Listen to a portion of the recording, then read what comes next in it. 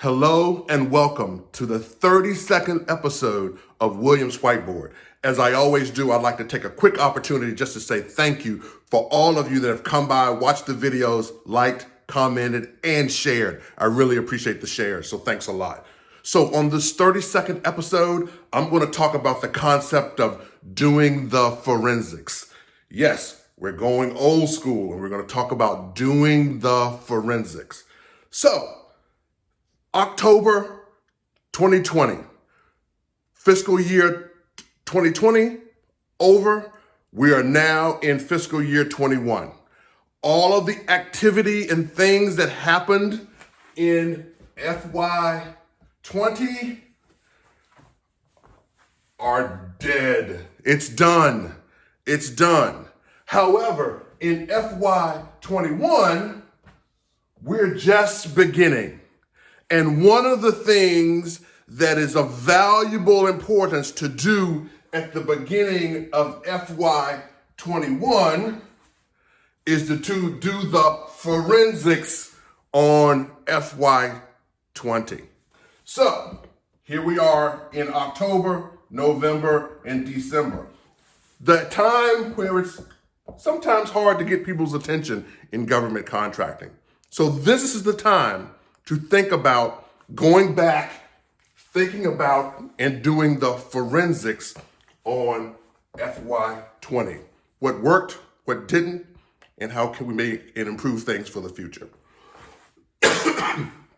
There are 5 pieces to the forensics that I'd like for you to think about and consider. Number 1, the mission and the mindset. Okay. Was the mission and the mindset right for FY 20? Did we do all the things and did we have appreciation for all of the mission aspects that were happening in FY 20?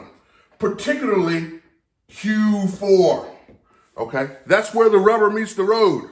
That's where a lot of learning can occur, okay? Because that's where your systems, your mission, and your mindset are challenged the most, okay? So in number 1, examine the mission and the mindset of fourth quarter and see how it can be improved. Number 2, your people. Okay. Did you have the right people that were necessary to do the work that was necessary in Q4? Okay. Did you have all of the people, all of the skill sets, all of the capability that was not necessary to be effective in Q4? Number 3, the processes. Okay. Did you have all the processes? Did you look at your processes from a standpoint of this is how we do things? And did it serve you well again in Q4? If it did, great. Keep it moving.